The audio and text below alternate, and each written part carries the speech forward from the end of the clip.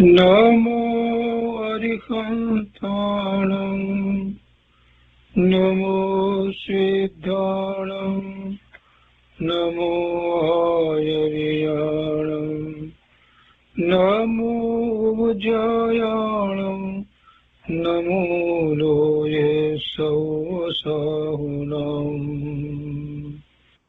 અસપંચનમોકારો સર્વપાવપનાશનો મંગલાણં ચ સૌર્યતે પરમં મંગલમ અજ્ઞાનતિમિરંધાનાં જ્ઞાનાંજનશલાકયા ચક્ષુન્મીલિतं येन તસ્મૈ શ્રીગુરુવે નમઃ મુખાદિવ્યાકુક્ષિરત્નં શબ્દજિતવર્યાત્મજં શ્રીરાજચંદ્રયહું વંદે તત્વલોચનદાયકં પ્રભુતત્વલોચનદાયકં.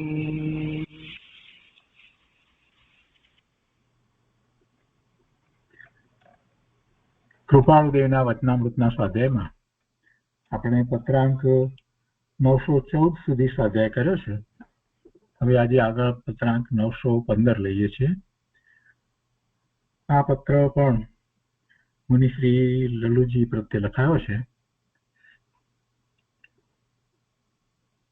ધર્મપુર ચૈત્રવદ છઠ શુક્રવાર સંવત 1956. ઓમ નમઃ. કૃપાળુદેવ લખે છે, મુમુક્ષુઓ, તમે લખેલો કાગળ મુંબઈ આવ્યો હતો. અત્ર 20 દિવસ થયા સ્થિતિ છે. એટલે ધરમપુરમાં કૃપાળુદેવ અત્યારે 20 દિવસથી છે અને પેલો પત્ર મુંબઈ આવ્યો હતો. કાગળમાં તમે 2 પ્રશ્નોનું સમાધાન જાણવાની જિજ્ઞાસા દર્શાવી હતી. તે 2 પ્રશ્નોનું સમાધાન અત્રે સંક્ષેપમાં લખ્યું છે. પહેલું, ઉપસમ શ્રેણીમાં મુખ્યપણે ઉપસમ સમ્યક્ત્વ સંભવે છે. આપણે શ્રેણી ચડવાની વાત કરીએ છીએ. ગુણસ્થાનમાં 7મા ગુણસ્થાનથી આગળ પછી શ્રેણી ચડે છે, 8મું 9મું 10મું, અને તે પછીથી ઉપસમ શ્રેણી ચડે છે તો 11મા ગુણસ્થાને આવે છે. અને 11મા ગુણસ્થાનથી પછી આગળ જવાતું નથી. એટલે ત્યાંથી એ પાછા પડી અને પાછા 7મે આવી જાય છે અને પછી સવિકલ્પ દશામાં 6ઠ્ઠા ગુણસ્થાને આવે છે. અને જો ક્ષપક શ્રેણી ચડે છે એટલે 7મા ગુણસ્થાનથી એ બી આગળ વધી અને ક્ષપક શ્રેણી ચડે છે તો 8મું 9મું 10મું અને 10માંથી પછી 12મા ગુણસ્થાને જાય છે. બંનેને 8મા ગુણસ્થાને પહેલું શુક્લ ધ્યાન તો પ્રગટ થાય છે. તે પછીથી જો એક ક્ષપક શ્રેણી ચડે છે તો 12મા ગુણસ્થાને બીજું શુક્લ ધ્યાન પ્રગટ થાય છે. અને જે 12મા ગુણસ્થાને આવ્યા છે તે સર્વ કષાયનો ક્ષય કરી અને પછી ત્યારે ત્યાં બીજું શુક્લ ધ્યાન પ્રગટ થાય છે અને એ અર્યંત પરમાત્મા થાય છે. એટલે 13મા ગુણસ્થાને આવે છે. એટલે ઉપસમ શ્રેણી સંબંધી પ્રશ્ન પૂછ્યો કે ઉપસમ શ્રેણીમાં સમ્યક્ત્વ કેવું હોય? બંને પ્રકારે હોય.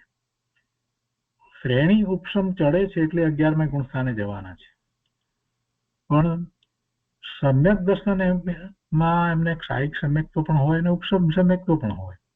એટલે કૃપાળુદેવે એ વાત લખી છે કે ઉપસમ શ્રેણીમાં મુખ્યપણે ઉપસમ સમ્યક્ત્વ સંભવે છે. કે બીજી રીતે વિચાર કરીએ તો ઉપસમ સમ્યક્ત્વ છે અને આગળ વધ્યા છે, ગુણસ્થાન પણ એટલું આગળનું છે. એટલે કે દર્શનમોની કર્મની પ્રકૃતિનો ક્ષય પૂરેપૂરો થયો ન હોય એવી દશા હોય. કોઈક અપેક્ષાએ એમ વિચાર કરીએ તો અહીંયા ઉપસમ સમ્યક તો કહ્યું છે તો એનો અર્થ એ રીતે લેવાય. સમ્યક્ત્વ જ્યારે થાય છે ત્યારે તો પહેલા ઉપસમ સંકિત થાય છે અને પછી એ ઉપસમ સંકિત જે છે એમાં દર્શન મોહનીય કર્મની પ્રકૃતિ જે છે એ હજી સત્તામાં પડી છે અને એનો ઉપસમ છે. પછી એ ઉપસમ ફળ આપી શકે નહીં એવી સ્થિતિ, તો એ વધુ સમય રહેતી નથી અંતર્મુહૂર્તથી વધારે, એટલે પછી અંતર્મુહૂર્તમાં તો પછી ક્ષયોપસમ થઈ જાય છે. એટલે ક્ષયોપસમિક સમ્યક્ત્વ પ્રગટ કરે છે. હવે અહીંયા એક બીજી વાત લીધી છે, ઉપસમ શ્રેણીમાં મુખ્યપણે ઉપસમ સમ્યક્ત્વ સંભવે છે. એટલે પછી આગળની ભૂમિકાની અપેક્ષાથી એક વાત એવી પણ હોય છે. એટલે કૃપાળુદેવે એમ લીધું છે. એટલે પહેલા પ્રશ્નનો ઉત્તર એમણે એ રીતે આપ્યો છે કે ઉપસમ શ્રેણીમાં મુખ્યપણે ઉપસમ સમ્યક્ત્વ સંભવે છે. પણ સમ્યક્ત્વ તો છે, એટલે કેટલીક પ્રકૃતિ જે છે એનો તો ક્ષય થયો હોય, અને અહીંયા એમણે ઉપસમ લીધું છે. આપણને સામાન્ય રીતે એવો ખ્યાલ હોય છે આગમ પ્રમાણે કે એ પછી સંકિત છે તે ક્ષયોપસમિક સંકિત થાય. બીજી વાત એક ઉપસમને વિશે એ રીતે પણ છે કે એક આ મોહનીય કર્મની પ્રકૃતિના જ ઉપસમ થાય છે, એટલે કે દર્શન મોહની અને ચારિત્ર મોહની પ્રકૃતિના જ જે ઉપસમ હોય છે. બીજી કોઈ પ્રકૃતિના ઉપસમ નથી હોતા, ક્ષયોપસમ કે ક્ષય જ હોય છે. ક્ષયોપસમ કે ક્ષય હોય છે. એટલે અહીંયા જયારે આ ચારિત્ર મોહની પ્રકૃતિઓ જે છે એમાં કોઈક અપેક્ષાએ હજી એવો ક્ષય તો થયો ન હોય, અને એમાં એ અપેક્ષાથી પણ એમણે એ રીતે લખ્યું છે. અને આગળ એક બીજી વાત પણ એવી આવે છે, જયારે શ્રેણી ચડે છે ને તો એની અંદર એ રીતે વાત આવે છે કે એ પ્રથમોપસમ સમ્યક્ત્વ એવી રીતે ત્યાં પણ એક જે વાત આવે છે, એટલે એ અપેક્ષાથી આ કહેવામાં આવ્યું છે. જે આપણે પહેલા જે ઉપસમ કહીએ છીએ જે સંકિત થાય છે ત્યારની એ અપેક્ષાથી વાત નથી. આ શ્રેણી ચડવામાં આગળ ઉપર જે છે તો એમાં પ્રથમ ઉપસમ જે સમ્યક્ત્વ આવે છે તો એ અપેક્ષાથી વાત છે. એનો વધારે આપણે વિસ્તાર નથી દેતા. બીજું, ચાર ઘનઘાતી કર્મનો ક્ષય થતા અંતરાય કર્મની પ્રકૃતિનો પણ ક્ષય થાય છે. હવે ઘાતી કર્મની પ્રકૃતિ અને ચાર ઘાતી કર્મની પ્રકૃતિ ને ચાર અઘાતી કર્મની પ્રકૃતિ. તો ઘાતી કર્મની પ્રકૃતિ જે છે એ બધી પ્રકૃતિ પાપ પ્રકૃતિ છે, અને એ પ્રકૃતિનો જયારે ક્ષય થાય છે તો એ 12મા ગુણસ્થાને બધી પ્રકૃતિનો ક્ષય થાય છે. ઘાતી કર્મની જ્ઞાનાવર્ણીય, દર્શનાવર્ણીય, મોહનીય અને અંતરાય એ ચાર ઘાતી કર્મ છે. એ ચાર ઘાતી કર્મની પ્રકૃતિનો ક્ષય થાય છે એ 12મા ગુણસ્થાને બધી પ્રકૃતિનો ક્ષય થાય છે. એમાં જે પ્રમાણે ક્ષય થાય છે તો એ પ્રમાણે એને જે પ્રાપ્તિ થાય છે, તો પ્રાપ્તિ તો શું થાય છે કે પોતાને એટલો પૂર્ણપણે ઉઘાડ થઈ જાય છે. કેમ કે જે પોતાને આવરણ કરનાર જે આ પ્રકૃતિ હતી એમ કહીએ છીએ, તો આવરણ તો એ રીતે થાય છે કે એ તો નિમિત્ત છે. નાનાવર્ણીય કર્મની પ્રકૃતિઓ જે છે તો એ એવી 5 પ્રકૃતિઓ કહીએ છીએ, તો એ પ્રમાણે જ્ઞાનના ઉઘાડ હોય છે. મતિ, શ્રુત, અવધિ, મનપર્ય અને કેવળ જ્ઞાન. એવી રીતે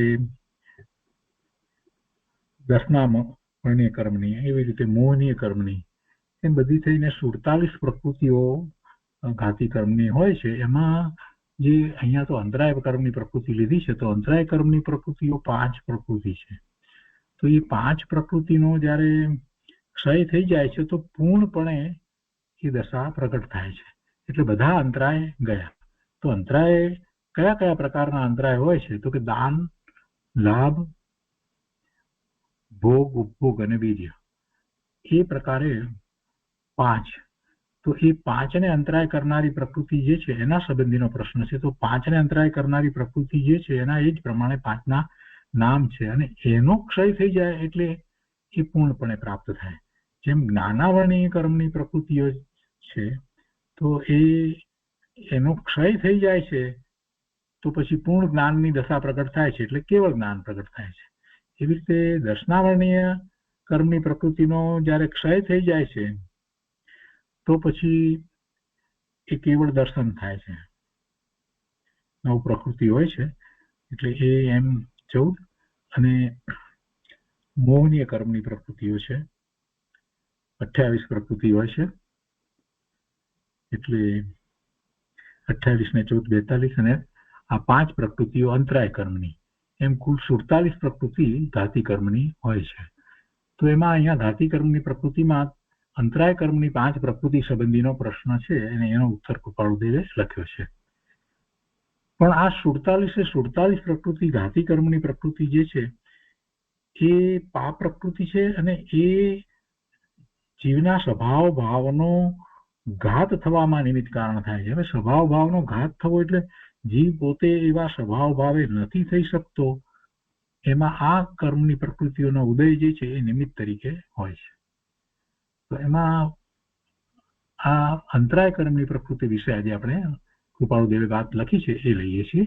તો કે 4 ઘનઘાતી કર્મનો ક્ષય થતા અંતરાય કર્મની પ્રકૃતિનો પણ ક્ષય થાય છે. આ 12મા ગુણ સ્થાને બધી પ્રકૃતિનો ક્ષય થઈ જાય છે અને તેથી દાનાંતરાય, લાભાંતરાય, વીર્યાંતરાય, ભોગાંતરાય, ઉપભોગાંતરાય એ 5 પ્રકારનો અંતરાય ક્ષય થઈ એનો ક્ષય થઈ જાય એટલે પછી એમાં દાનમાં, લાભમાં, વીર્યમાં, ભોગમાં, ઉપભોગમાં પછી કોઈ અંતરાય રહેતો નથી. એટલે એ પૂર્ણપણે એ પ્રાપ્ત થાય છે. એટલે કે છે કે એવો ક્ષય થઈ અને અનંત દાન લબ્ધિ, અનંત લાભ લબ્ધિ, અનંત વીર્ય લબ્ધિ અને અનંત ભોગ લબ્ધિ અને અનંત ઉપભોગ લબ્ધિ સંપ્રાપ્ત થાય છે. બધું અનંતપણે પ્રાપ્ત થાય છે. કેમ કે હવે અંતરાય કરનાર કર્મની પ્રકૃતિઓ જે હતી એ રહી નહીં. હવે આ જે છે એનો અર્થ શું? અનંત દાન લબ્ધિ પ્રાપ્ત થઈ કે અનંત લાભ લબ્ધિ, અનંત વીર્ય લબ્ધિ, અનંત ભોગ લબ્ધિ, અનંત ઉપભોગ લબ્ધિ એ પ્રાપ્ત થાય છે. તો એનો અર્થ શું થાય એ કૃપાળુદેવે અહીંયા સરસ રીતે સમજાવ્યું છે કે જેથી એનો ક્ષય થયો તો એવો ક્ષય થવાથી તે અંતરાય કર્મ ક્ષય થયું છે એવા પરમ પુરુષ અનંત દાન આદિ આપવાને સંપૂર્ણ સમર્થ છે. દાનાંતરાય ગયું એટલે દાન આપવા માટે સંપૂર્ણ સમર્થ છે.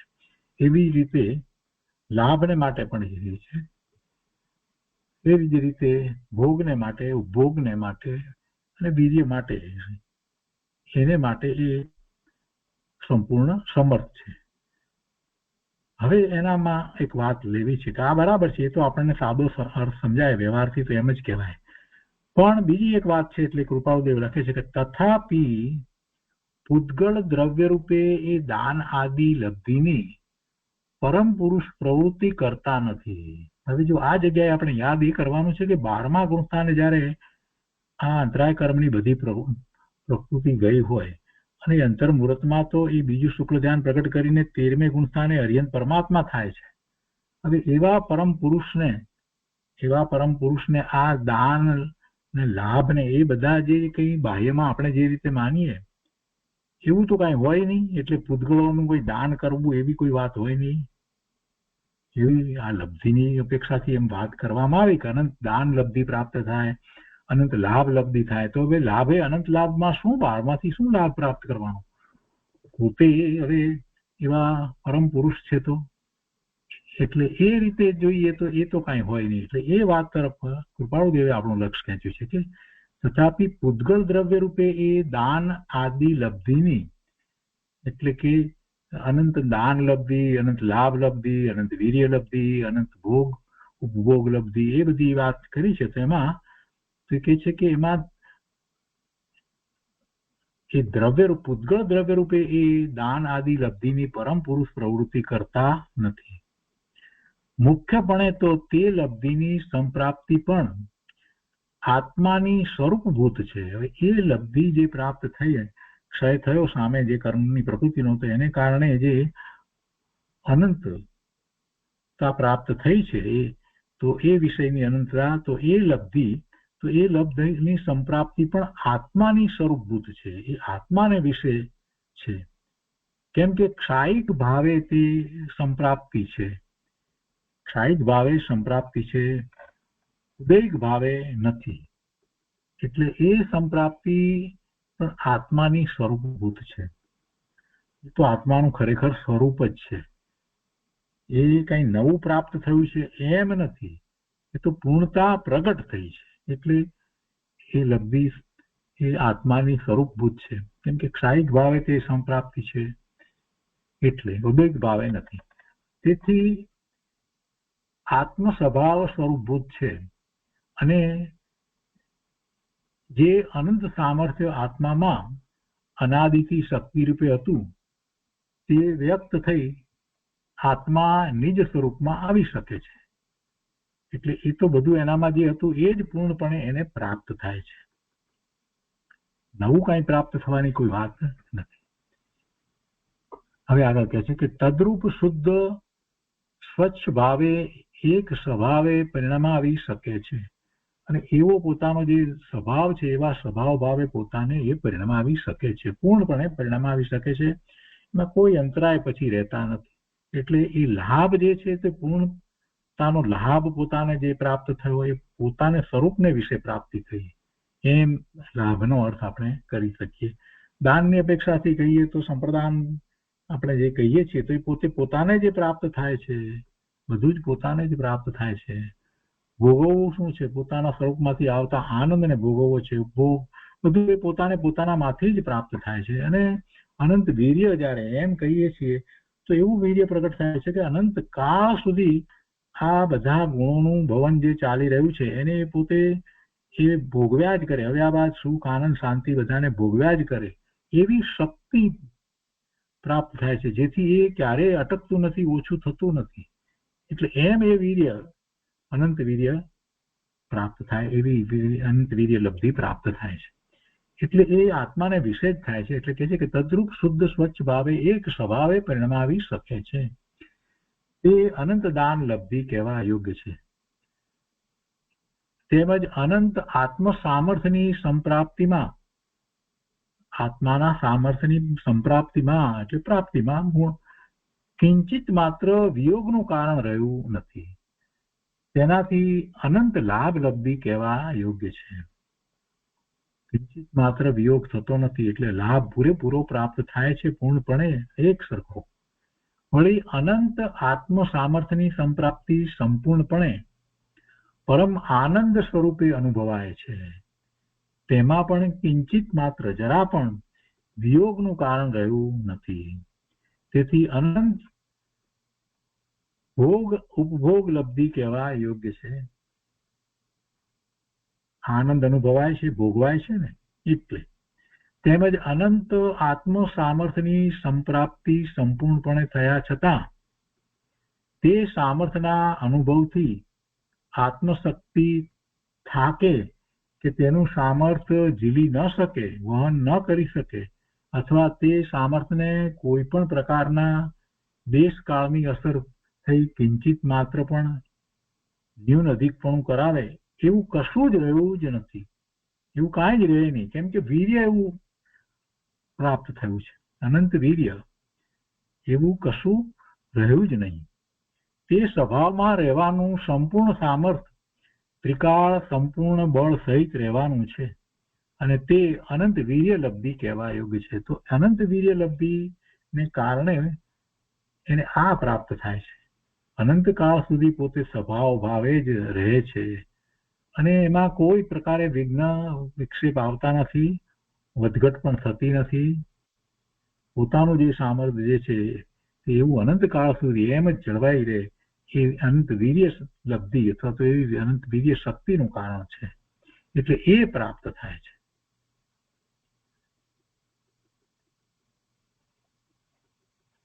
હવે આગળ કહે છે કે ક્ષાયિક ભાવની દ્રષ્ટિથી જોતા ઉપર કયા પ્રમાણે તે લબ્ધિનો પરમ પુરુષને ઉપયોગ છે.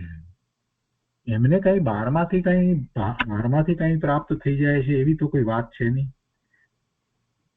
કે અનંત દાન આપી શકે એવો આપણે અર્થ કરીએ ક્ષાયિક દાનાંતરાય હતો ને, દાનનો અંતરાય હતો, તો દાનાંતરાયની પ્રકૃતિ ગઈ, તો હવે દાન એ પૂર્ણપણે આપી શકે એવો વિચાર કરીએ તો એ બેસતું જ નથી. એ કેવી રીતે બેસે? હવે આ જ્યારે આ કર્મની પ્રકૃતિઓ જાય છે, એનો ક્ષય થાય છે, તો 12મા ગુણસ્થાનની દશામાં છે, અને એ તો 12મા ગુણસ્થાનથી તો પછી 13મે જાય છે, હરિન પરમાત્મા થાય છે, એમને ક્યાં કઈ આપવું લેવું છે, અને તો પોતે પોતાના ધ્યાનમાં છે, એટલે એ પરમ પુરુષ છે. અને જે જ્યારે પ્રાપ્ત થાય છે એ ક્ષાયિક ભાવ, અંતરાય કર્મની 5 પ્રકૃતિઓ એના ક્ષય થાય એવો ક્ષાયિક ભાવ, એવા 5 ક્ષાયિક ભાવ જ્યારે થાય છે, તો એ ક્ષાયિક ભાવને એનો વિચાર આપણે કરીએ તો આપણને ખ્યાલ આવે કે હવે એમને ક્યાં દાન આપવું છે કે કઈ લાભ લેવો છે બીજો, એટલે બધું જ જે છે તે સ્વરૂપને વિશે જ છે. કુલ ક્ષાયિક ભાવ 9 કહેવામાં આવે છે. 9 પ્રકારના ક્ષાયિક ભાવની અપેક્ષાથી વિચાર કરીએ તો ક્ષાયિક ભાવ 9 છે. એટલે જ્ઞાન દર્શનના 2 છે, અને જ્ઞાનનો 1, દર્શનનો 1 ક્ષાયિક ભાવ.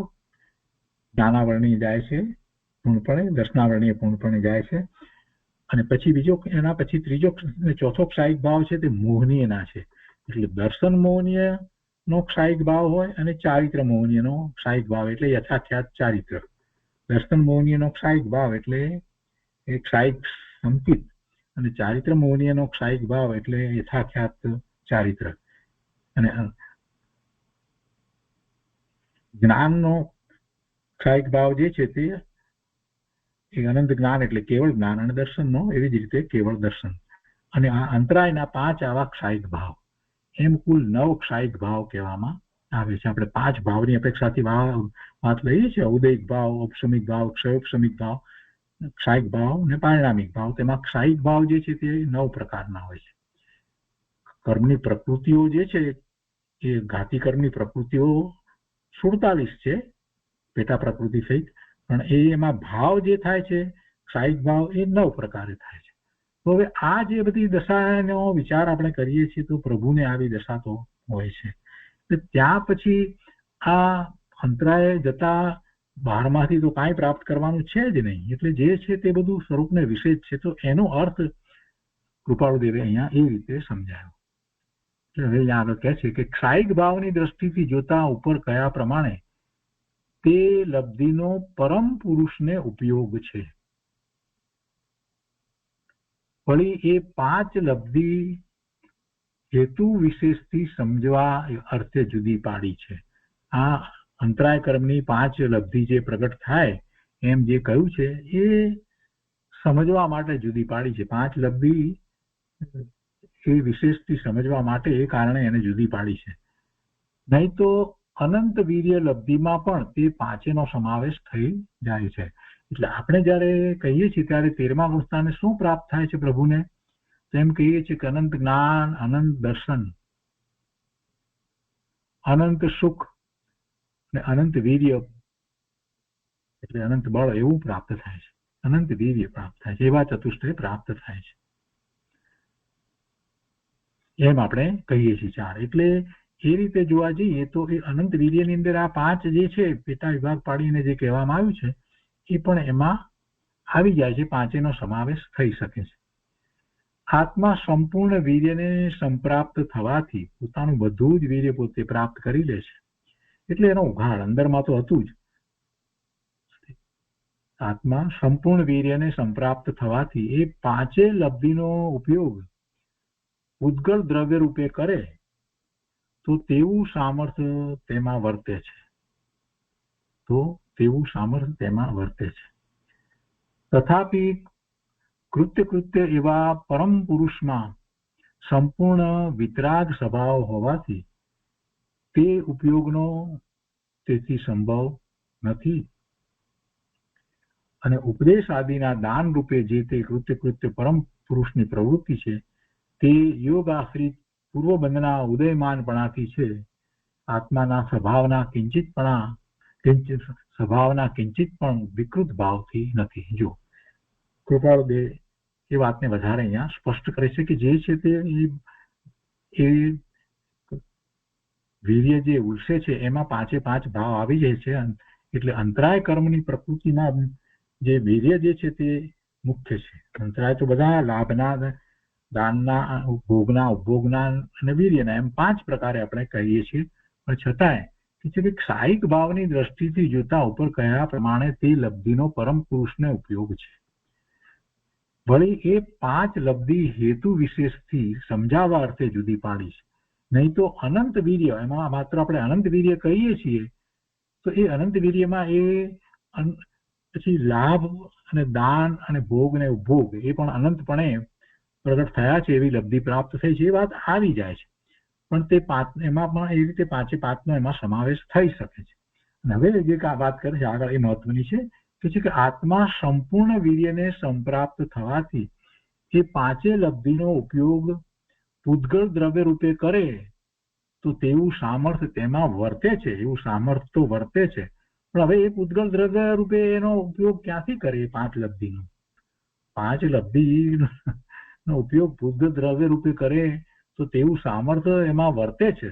તથાપિ કૃત્ય એવા પરમ પુરુષમાં સંપૂર્ણ વિતરાગ સ્વભાવ હોવાથી તે ઉપયોગનો તેથી સંભવ નથી. એટલે આવો 12માં જે આપણે કહીએ કે પૂતગળના દ્રવ્ય સંબંધી લબ્ધિનો ઉપયોગ, એવો ઉપયોગનો સંભવ નથી. એમને માટે એ વાત પછી રહેતી નથી. અને ઉપદેશ આદિના દાન રૂપે, કદાચ કોઈને એમ થાય પણ ઉપદેશ આદિના દાન રૂપે એવું દાન આપવામાં તો એમ કે હવે કોઈ રીતે અંતરાય પડે નહીં, કેમ કે અંતરાયની પ્રકૃતિ તો લીધી છે ને. તો કે ઉપદેશ આદિના દાન રૂપે જે કૃત્ય પરમ પુરુષની પ્રવૃત્તિ છે તે યોગ આશ્રિત પૂર્વ બંધના ઉદયમાનપણાથી છે. હવે ઉપદેશ આદિ ક્યાં આપે છે? એ તો ઓમકાર ધ્વનિ નીકળે છે.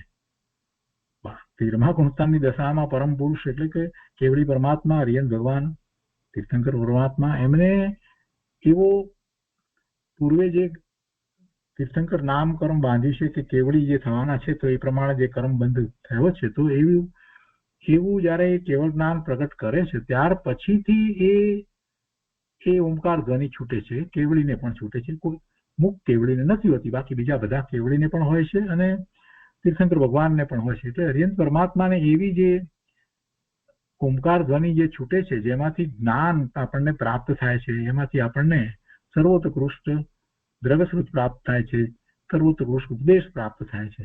તો કે એ પ્રવૃત્તિ જે છે એ તો યોગ આશ્રિત પૂર્વ બંધના ઉદયમાનપણાથી છે. યોગ આશ્રિત એટલે એમાં શરીરમાંથી એ ઓમકાર ધ્વનિ છૂટે છે, એટલે શરીર જે છે હજી એ મન, વાણી અને કાયા, એના એ 3 યોગ હજી 13મા ગુણસ્થાને હોય છે. તો એ આખા શરીરમાંથી એ ઓમકાર ધ્વનિ છૂટે છે. એટલે એ યોગ આશ્રિત થઈ. અને એનું કારણ શું? એમને તો કઈ ઈચ્છા નથી. ઈચ્છા હોય તો મુખથી બોલે, પણ એવી કઈ ઈચ્છા તો છે નહીં પ્રભુને, છતાં પણ એમાંથી એવી દિવ્ય ધ્વનિ છૂટે છે. તો એનું કારણ શું? તો કે એવા કર્મનો પૂર્વે જે બંધ કર્યો હતો એ બંધને નો ઉદય અત્યારે આવ્યો છે, પૂર્ણ દશા થઈ છે, તો એવી ઓમકાર ધ્વનિ છૂટે છે. એટલે પૂર્વ બંધના ઉદયમાનપણાથી, પૂર્વ બંધ જે હતો એવો જે બંધ કર્યો હતો એવું કર્મ બાંધ્યું હતું તીર્થંકર નામ કર્મ કે એ રીતે, અથવા તો એ કે જયારે કેવળ જ્ઞાન થાય છે તો શરીર પણ પરમ ઔદારિક થઈ જાય છે. અને એવી ભાવના કેવળી પરમાત્મા જે થાય છે એને પણ ખૂબ કરી હતી. તો હવે એવો ઉદય આવ્યો છે, કેવળી થયા છે, તો એ એમના શરીરમાંથી એવી ઓમકાર ધ્વનિ છૂટે છે. એટલે એ પ્રવૃત્તિ છે તે તો યોગ આશ્રિત પૂર્વ બંધના ઉદયમાનપણાથી છે. એ કાંઈ વર્તમાન આ લબ્ધિ અંતરાય કર્મની પ્રકૃતિ જતા એનો ક્ષય થતા એવી લબ્ધિ પ્રાપ્ત થઈ છે એને કારણે છે એમ નથી, એમ સમજાવવું છે. આત્માના સ્વભાવના કિંચિત પણ વિકૃત ભાવથી નથી. આત્માના સ્વભાવના જરા પણ વિકૃત ભાવથી નથી. એટલે આત્માનો સ્વભાવ જ એવો પૂર્ણપણે પ્રગટ થયો છે. અને જ્યારે પણ આ જે પ્રવૃત્તિ જે થાય છે એ યોગાશ્રિત છે અને પૂર્વ કર્મનો જે બંધ હતો. એટલે અહીંયા જે પૂર્વ કર્મના બંધની જે વાત લેવામાં આવી છે તો કયો બંધ છે? કે અઘાતી કર્મની પ્રકૃતિનો બંધ છે. ઘાતી કર્મની પ્રકૃતિ તો 4 નો ક્ષય થયો તો 12મા ગુણસ્થાને ગઈ, પણ અઘાતી કર્મની પ્રકૃતિ, તીર્થંકર નામ કર્મની પ્રકૃતિ આપણે જે કહીએ છીએ તો એ કઈ પ્રકૃતિ છે? નામ કર્મની પ્રકૃતિ છે. તીર્થંકર નામ ગોત્ર જે કહીએ તો એ અઘાતી કર્મની પ્રકૃતિ છે, અને એને કારણે એ શરીરમાંથી એવી ઓંકાર ધ્વનિ છૂટે છે. એટલે પ્રભુને જે બધા અતિશયો વગેરેની આપણે વાત જે કરીએ છીએ એ બધી અઘાતી કર્મની પ્રકૃતિના, પુણ્ય પ્રકૃતિના ઉદયો હોય છે. એટલે એ રીતે બધું હોય છે.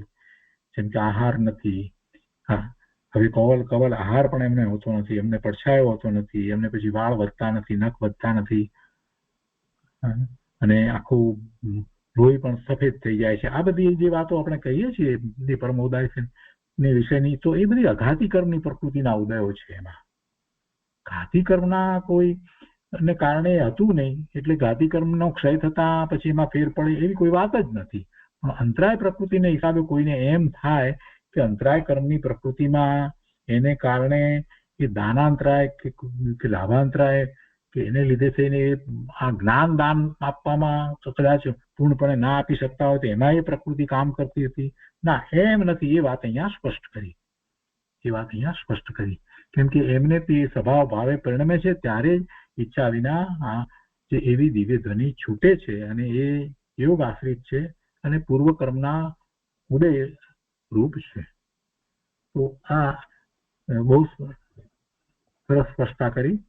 અને કૃપાળદેવ આગળ લખે છે કે એ પ્રમાણે સંક્ષેપમાં ઉત્તર જાણશો. નિવૃત્તિ વાળો અવસર સંપ્રાપ્ત કરી અધિક મનન કરવાથી વિશેષ સમાધાન અને નિજરા સંપ્રાપ્ત થશે. નિવૃત્તિ વાળો અવસર સંપ્રાપ્ત કરી એટલે નિવૃત્તિ વાળો અવસર તો આપણે પ્રાપ્ત કરવો પડે. નિવૃત્તિ આપણે પ્રયત્નપૂર્વક મેળવવી પડે, નહીતર તો આ જીવ તો જન્મથી માંડીને મૃત્યુ થાય ત્યાં સુધી એ વ્યસ્ત જ રહે છે. જો સાચી સમજ નથી તો આ આત્મા શું કરે? મોટા ભાગના જીવો તો જન્મથી શરૂ કરી અને મૃત્યુ પામે ત્યાં સુધી બધો કાળ એ કોઈક રીતે બહારમાં ને બહારમાં જ વ્યસ્ત રહીને જ પૂરો કરે છે. સ્વરૂપની દ્રષ્ટિ થવી અને સ્વરૂપની અનુભૂતિ થવા વાળા તો કરોડોમાં કોઈ એકાદ વિરલા જ હોય છે. એટલે જ્યારે એને એ વ્યસ્ત રહેતો હોય તો એનો અર્થ એ છે કે એને કાંઈક ને કાંઈક પ્રવૃત્તિ બહારમાં ચાલતી જ હોય. હવે એ બે પ્રવૃત્તિ જે ચાલી રહી છે તો એમાં જે રસ છે, તો એ પ્રવૃત્તિમાં જે રસ જે પડી રહ્યો છે એનું પોતે વિશ્લેષણ કરી અને કે આમાં શું રસ લેવા જેવું છે, આમાં આટલો સમય બગાડવા જેવું છે, એ મારા આત્માને માટે કોઈ રીતે લાભદાયી છે, એવો વિચાર કરી અને એ બધામાંથી નિવૃત્તિ મેળવવી પડે, સમય કાઢવો પડે. એટલે નિવૃત્તિ વાળો અવસર પ્રાપ્ત કરવાનો હોય છે. જીવ ધારે તો કરી શકે. મોટા ભાગના લોકો તો એમ કહેતા હોય છે કે અમને તો ટાઈમ જ નથી મળતો. કેટલાક તો એમ પણ બોલે કે મરવાનો ટાઈમ નથી. જુઓ, ગુરુદેવ કહેતા હતા એક વખત કે જુઓ એને મરવાનો ટાઈમ નથી, મરવાનું થશે ત્યારે. એટલે બોલે છે લોકો તો કે નિવૃત્તિ વાળો સમય તો જીવે એ પોતે પ્રાપ્ત કરી શકે, ધારે તો પ્રાપ્ત કરી શકે. એમાં તો મુખ્ય ગૌણનો સવાલ છે. શેની એને મુખ્યતા છે એ પ્રમાણે એને માટે એ સમય ફાળવે છે ને. બધો ઘટો સમય આ ધર્મની પ્રવૃત્તિમાં આપે, બાકી બીજો બધો સમય એ બીજે ગાળે છે, એવું તો જોવામાં આવે છે. અહીંયા તો મુનિ ઉપર પત્ર લખ્યો છે તો એમને તો વિચારપૂર્વક જયારે આ ચારિત્ર લીધું છે, દીક્ષા અંગીકાર કરી છે, તો એમનો સમય 1 મિનિટ માટે પણ જો વેડફાઈ જાય તો ન ચાલે. એ પ્રયોજન અર્થે જેમ જે એમણે દીક્ષા લીધી છે, ચારિત્રનો એવો મોટો પુરુષાર્થ ઉપાડે છે, તો પછી એટલે નિવૃત્તિ વાળો સમય સંપ્રાપ્ત કરી ને અધિક મનન કરવાથી વિશેષ સમાધાન અને નિજરા સંપ્રાપ્ત થશે. આ જે ઉત્તર લખ્યા છે એના વિશે એમ સમય પ્રાપ્ત કરી અને એના ઉપર વધારે મનન કરશો તો એમાંથી વાત બરાબર પ્રાપ્ત થશે. હરિયંત ભગવાનની દશાનો ખ્યાલ આવશે, 12મા ગુણસ્થાનનો ખ્યાલ આવશે. આ આખું જે ગુણસ્થાનની શ્રેણી જે છે એમાંથી આપણે કઈ રીતે પુરુષાર્થ કરવો એની વાત સ્પષ્ટ થશે.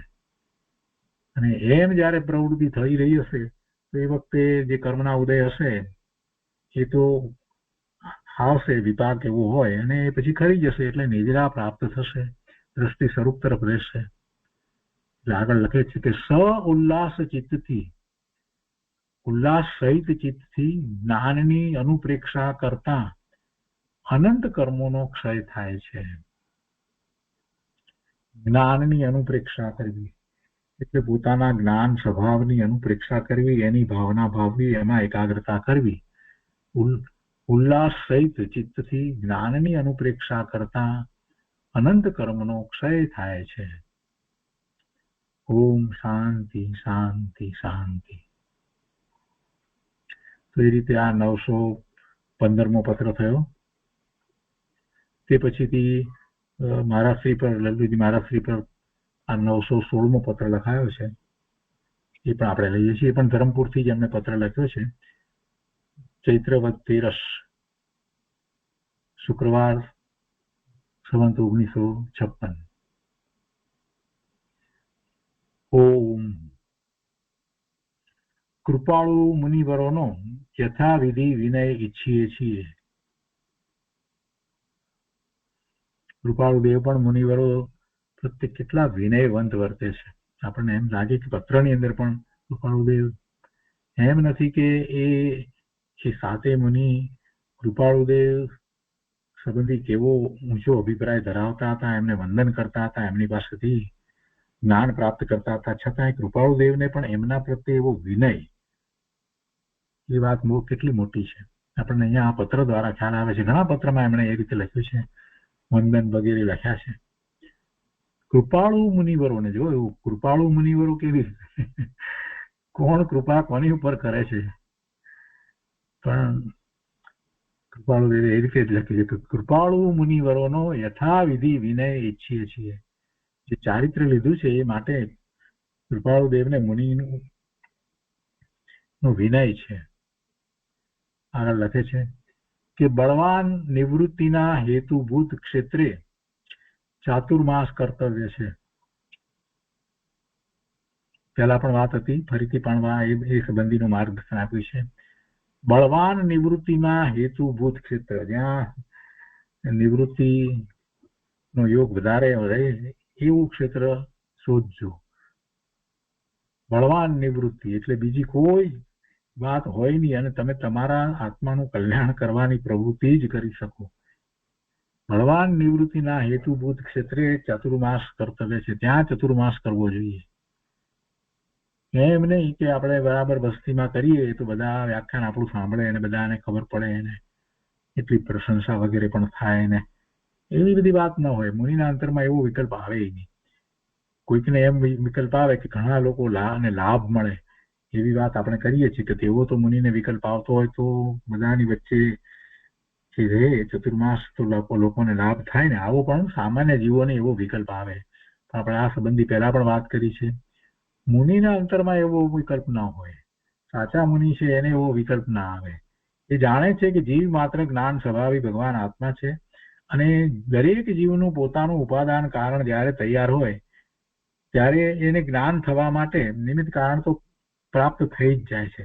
એટલે હું કઈ એમને બોધ આપું અને એ એને લીધે થઈને કઈ પ્રાપ્ત કરે એવો પ્રશ્ન નથી. એવો પ્રશ્ન હોય નહીં. સાચા મુનિને તો ક્યારેય એવો વિકલ્પ આવે જ નહીં. એમ ન થાય કે ઘણા લોકો હોય એ લાભ લે એટલે મોટી સભામાં આપણે પ્રવચન આપીએ, એવો કોઈ વિકલ્પ આવે નહીં. કે જ્યાં વધારે લોકો હોય ત્યાં ચતુર્માસ કરીએ એટલે વધારે લોકો લાભ લે, એવો વિકલ્પ આવે નહીં. કેમ કે એ સમજે છે, સમ્યક દ્રષ્ટિ મુનિ જ્ઞાની ધર્મી છે, એ તો વસ્તુ સ્વરૂપને જેમ છે તેમ સમજે છે. જગત આખાના બધાના પરિણામો સ્વયં સંચાલિત છે અને એમાં જીવના પરિણામનો જ્યારે વિચાર કરવામાં આવે તો જીવ તો જ્ઞાન સ્વભાવી છે અને એના પરિણામ જ્યારે જીવને જે કર્મની પ્રકૃતિઓ ઉદયમાં આવી હોય તો એ પણ એને કોઈ અટકવાનું કારણ બનતી નથી. જો એનો એવો પુરુષાર્થ છે તો જીવને એનો જ્ઞાન સ્વભાવ છે, એનું એવું સામર્થ્ય છે, એટલે જ્યારે એને દ્રવ્યસૂચના અભ્યાસ દ્વારા એ વાતને બધાને પ્રાપ્ત કરી હોય તો એને એવા અસાતા વેદનીય કર્મના ઉદય કે એવા ચારિત્ર મોહનીય કર્મના ઉદય કે દર્શન મોહનીય કર્મના ઉદય કે કોઈ પણ કર્મના ઉદયો જે છે એ હોવા છતાં પણ એને જે પ્રાપ્ત કરવું છે સમ્યક્ત્વ પ્રગટ કરી અને પોતાના સ્વરૂપમાં એકાગ્રતાનો પુરુષાર્થ તો એ કરી શકે છે. આવું જીવનું સ્વરૂપ છે. અને જયારે આવા જીવના સ્વરૂપનો મુનિને ખ્યાલ હોય તો મુનિ ક્યારેય એમ કહે જ નહીં કે અમારા કારણે બીજાઓ લાભ પામે, અમે આ પ્રવચન આપીએ છીએ તો બધાનું કલ્યાણ થાય છે, એવું માને જ નહીં. કેમ કે જીવ જ એ માટે સક્ષમ છે. એટલે જીવનો એવો જયારે પુરુષાર્થ ઉપડવાનો હોય ત્યારે નિમિત્ત કારણ હોય ને એવા નિમિત્ત દરેકને પોતપોતાના જુદા જુદા નિમિત્ત હોય. બધાને એક નિમિત્ત હોય એમ બનતું નથી. જો એક નિમિત્ત હોય એમ બનતું હોત તો સાક્ષાત જીનેશ્વર ભગવાન બિરાજમાન હતા, તીર્થંકર ભગવાન કે કોઈ પરમાત્મા બિરાજમાન હતા, એ વખતે બધાને સરખું જ્ઞાન થવું જોઈતું હતું. પણ એવું તો થયું નહીં. એટલે એનો અર્થ જ એ છે કે બધા જ્ઞાન સ્વભાવી છે અને એ પોતે પોતાના કારણે પ્રાપ્ત કરે છે. એટલે પછી મુનિ એવો વિચાર ન કરે. એટલે કૃપાળુદેવે એ અપેક્ષાથી વાત લખી કે તમે નિવૃત્તિનું ક્ષેત્ર પસંદ કરો. બળવાન નિવૃત્તિના હેતુભૂત ક્ષેત્રે ચતુર્માસ કર્તવ્ય છે.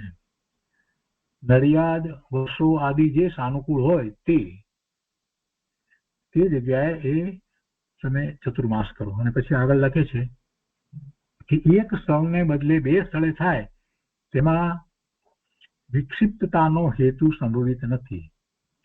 જો બે સ્થળે થાય એટલે અડધું અહીંયા અડધું અહીંયા એમ નહીં.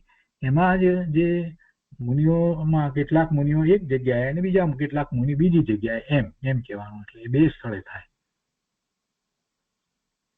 એક સ્થળને બદલે બે સ્થળે થાય તેમાં વિક્ષિપ્તતાનો હેતુ સંભવિત નથી. એમાં કઈ વિક્ષિપ્ત પડશે નહીં. અસત્સમાગમનો યોગ મેળવીને જો વહેંચાણ કરે તો તે વિશે સમય અનુસાર જેમ યોગ લાગે તેમ. અસત્સમાગમનો યોગ મેળવીને એટલે કે અસત્સમાગમ ક્યાં થાય એવું છે એના વિશે ખ્યાલ મેળવીને કે અહીંયા સત્સમાગમ નહીં થાય અને એવો ખ્યાલ મેળવી અને પછી વહેંચાવાનું થાય.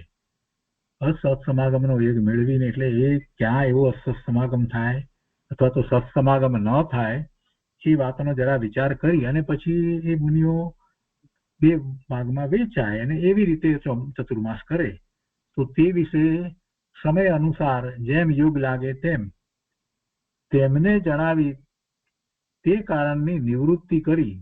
એટલે એમની સાથે બીજા મુનિઓ પણ હશે અને એ પણ કાંઈક પહેલા પણ પત્રમાં આવ્યું હતી વાત. એટલે કોઈક રીતે એમાં કોઈ વાત માટે એ દબાણ કરતા હશે તો એને લીધે થઈ અને લલ્લુજી મહારાજ વગેરેને કૃપાળુદેવ તરફથી જે માર્ગદર્શન વગેરે પ્રાપ્ત થતા હતા એ બધામાં વિક્ષેપ પડતો એવું લાગતું હતું.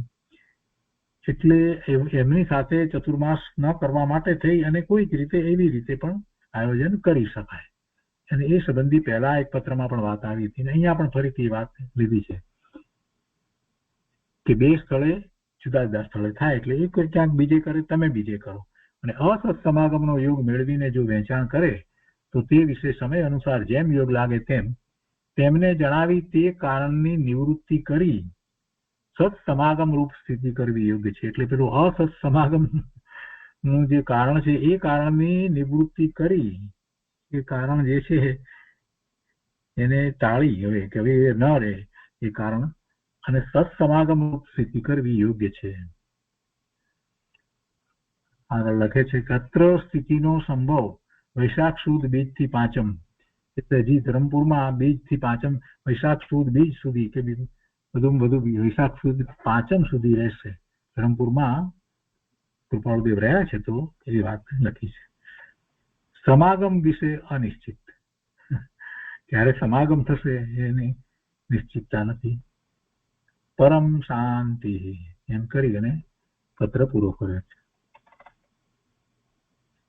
એ પછીનો પત્ર જે છે એ પણ મુનિશ્રી ઉપર જ છે. 917મો પત્ર પણ 14, 15, 16, 17 914, 915, 916, 917 એ બધા પત્રો મુનિશ્રી લલ્લુજી પ્રત્યે જ લખાયા છે. અને અહીંયા આ 17મો નાનો પત્ર છે. અમદાવાદથી લખ્યો છે. વૈશાખ સુદ છઠ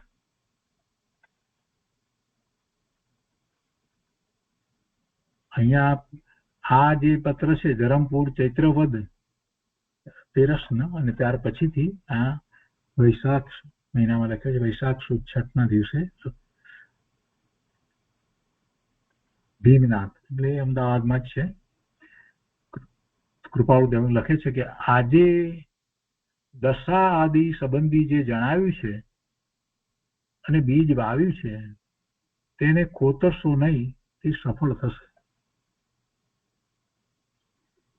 મુનિશ્રીએ એમની દશા વિશે કંઈક લખ્યું હશે તો એ સંબંધી જે કંઈ લખ્યું છે એ ઉપરથી કૃપાળુદેવે એમને માર્ગદર્શન આપ્યું છે કે આ જે જણાવ્યું એટલે કે તમે જે સમ્યક્તરોને આગળ વધીને એવા ચારિત્રનું બીજ રોપ્યું છે તો હવે તેને ખોતરશો નહીં, તે સફળ થશે. ખોતરશો નહીં એટલે હવે એને છોડશો નહીં, એનું પોષણ કરજો. તમે જે માર્ગમાં અત્યારે જે રીતે આગળ વધી રહ્યા છો એનું પોષણ કરશો.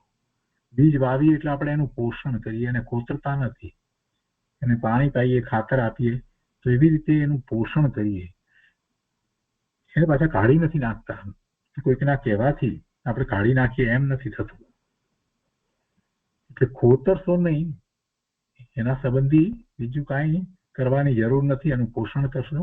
તમે જે કંઈ કર્યું છે કરી રહ્યા છો એ બરાબર છે અને એથી તમને સફળતા મળશે. આગળ એક પંક્તિ લખી છે કે ચતુર અંગુલ હૈ જગ સે મિલ હૈ, એ આગળ પર સમજાશે. અને પછી લખે છે કે એક શ્લોક વાંચતા અમને હજારો શાસ્ત્રનું ભાન થઈ તેમાં ઉપયોગ કરી વળે છે. આ કૃપાળુદેવ પોતાની દશા અહીંયા દર્શાવે છે. એક શ્લોક વાંચતા અમને હજારો શાસ્ત્રનું ભાન થઈ તેમાં ઉપયોગ કરી વળે છે. એક શ્લોકનો જ્યારે પોતાના અંતરમાં એનો વિચાર જ્યારે થાય છે તો એના સંબંધીના કેટલાય બીજા એવા શ્લોક જે છે જે પોતે પૂર્વે એનો અભ્યાસ કર્યો હતો એ બધા એમને સ્મૃતિમાં આવે છે અને પોતે પોતાનામાં એમાંથી ચાલ્યા જાય છે.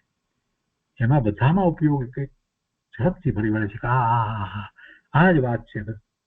કેટલાય શાસ્ત્રોમાં જે એવી વાત જે આવી હોય એ વાત એમને તરત સ્મૃતિમાં આવે છે, સ્પષ્ટ થાય છે.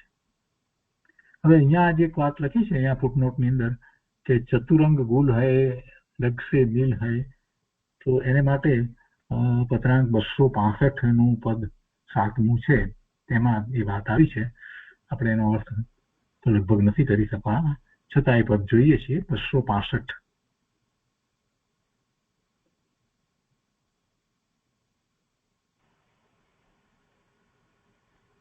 264 છે એના પછી 265 જે છે આ એમાં આખું કાવ્ય જે છે યમ નિયમ સંયમ આપ કિયો પુનિત ત્યાગ વિરાગ અથાગ લયો, એની અંદર આ જે 7મું જે છે ને એ આ છે. વહ સત્ય સુધા દર્શાવ વહિંગે ચતુરાંગુલ હૈ जिसे मिल है रसदेव निरंजन को पीवही गही जोग जुगो जुग सो जीवही. તો આના અર્થ સંબંધી આપણે પૂછાવડાવ્યું છે એટલે આ પદની વાત છે. આ આખું કાવ્ય આપણે ભવિષ્યમાં ક્યારેક કરીશું, અત્યારે તો આપણે નથી લેતા.